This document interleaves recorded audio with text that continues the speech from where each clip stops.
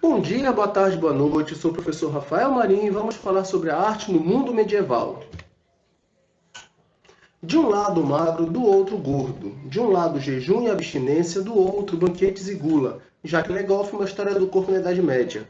Meus queridos, o que acontecia era o seguinte, na questão das camadas da sociedade da Idade Média, você tinha o clero acima, que era quem detinha o poder da educação. Você tinha os nobres e você tinha os vassalos, que era a maioria, tá? Então, tanto os vassalos quanto os nobres, eles não sabiam ler. Porém, os vassalos trabalhavam e produziam por todos, ok? Então, é isso que essa frase está dizendo. De um lado, o jejum e a abstinência, que eram os vassalos, os pobres. Do outro, banquetes e gula, que eram os ricos. E, na época, a questão do clero. Bom, uma mitologia sobre trevas e luz. O homem medieval, ele vai ser um homem de conflito, tranquilo? Então ele vai ser um conflito entre o bem e o mal, o certo e o errado. Mais precisamente entre a arte sacra, que é a arte religiosa, e a arte secular, que é a arte comum, a arte normal, tá? A mentalidade da época, ela vai ser uma mentalidade católico-cristã. Por que católico-cristã? Porque nessa época a única religião que existia era a religião católica. Portanto, tudo era visto pelos olhos da religião, que era quem mandava em tudo e em todos na época. Então, essa mentalidade católico-cristã, ela vai moldar, vai criar todo o pensamento do Ocidente, baseado em quem? Baseado na cultura greco-romana, de certa forma, ok? Então, dentro dessa ideia de mentalidade da arte sacra, da arte secular e tudo mais, todas as imagens nessa época, elas vão ter uma total função de comunicação. Comunicação moldando a mentalidade católico-cristã, ok? Como isso vai acontecer? Como é que essas narrativas visuais elas vão se dar, ok? Então você vai ter lá no começo da Idade Média, lá no período bizantino, período românico, tu vai ter a questão dos mosaicos bizantinos, ok? Dos afrescos românicos. Mosaico são pequenos pedaços de pedra. Eu falei contigo que vem baseado em quem? Vem baseado nas tesselas, ok? E os afrescos é o quê? Eles são a pintura em gesso ainda molhado. Então, você vai botar a argamassa e você vai pintar sobre essa argamassa molhada para quê? Para que as duas sequem ao mesmo tempo e fiquem mais fortes, ok? Então, olha só, construções textuais e visuais que apresentam ações de personagens de maneira mimética, ou seja, imitando a realidade. Então, isso é uma característica ainda dos murais romanos, das termas romanas, ok? Para quê? Para que aquele local ele seja visto como daquele desenho que está sendo usado, mais precisamente os mosteiros e as abadias, ok? Além disso, tu vai ter uma delimitação do tempo e espaço. Então, aquela imagem, aquela figura, ela vai ser uma figura de certa forma eterna, porque vão ter os valores da religião, porém elas vão mostrar uma parte da Idade Média. Vou dar um exemplo. No período bizantino, depois eu trago para vocês só sobre o bizantino, você vai ter o quê? A ideia de um Cristo como imperador. Como assim o Cristo como imperador? Você vai comparar a figura dos imperadores, Carlos Magno, etc., a quem? A Cristo. Por quê?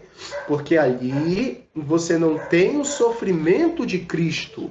Ali você vai ter o quê? A grandiosidade dos seus feitos. E isso vai ser espelhado por quem? Pelos imperadores. Muito parecido, sabe com o quê? Lá com a cultura do Egito Antigo, onde os faraós, eles eram filhos dos deuses, ok? Outra coisa, toda essa questão da narrativa visual, ela também vai ser o quê? Uma maneira de controlar as massas. 99% da galera não sabia ler e escrever. Então, o que vai acontecer?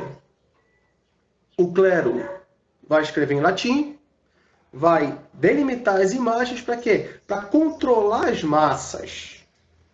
Para que eles não saiam e procurem rituais pagãos. A música no culto cristão ou na Idade Média, ela vai ter um papel fundamental. Por quê? Porque vai ser através da música aliada à imagem, no caso do período gótico dos vitrais, que você vai ter um entendimento mais fácil da palavra de Deus.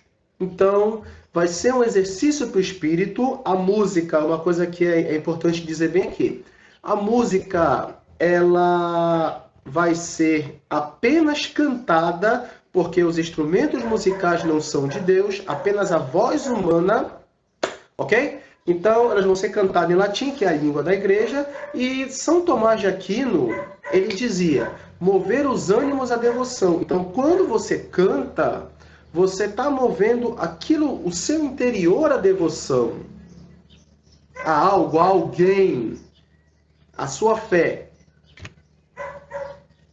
O canto-chão, ele vai ser um exemplo desse tipo de canto que vai mover o ânimo, a devoção, tá? Então, o canto-chão, canto gregoriano, cantos planos, ele vai ser a ideia da música sacra. Então, toda a produção que você tem, ou pelo menos 99% da produção que você tem da Idade Média, ela vai ser voltada para quê? Para a música religiosa, canto a Santa Maria, cantiga de amor, cantiga de amigo, cantiga de escárnio, maldizer, mas principalmente a todas aquelas que foram guardadas e que até hoje você tem essa ideia de música, de cantiga medieval, elas vêm do chamado canto a Santa Maria. Aí você tinha a cantiga de cruzada, que era a cantiga religiosa voltada para as batalhas dos cruzados. Você tinha a cantiga de gesta ou de trabalho. Várias outras que vocês vão trabalhar tudo isso, ou já trabalharam, em literatura. Nessa questão do canto-chão, certo? Canto gregoriano, como eu já falei para ti, vai ser cantado a capela, ou seja, sem instrumentos musicais. E outra coisa, sempre um canto monofônico, ou seja, em uníssono, todo mundo cantando ao mesmo tempo, do mesmo jeito, da mesma forma, ok?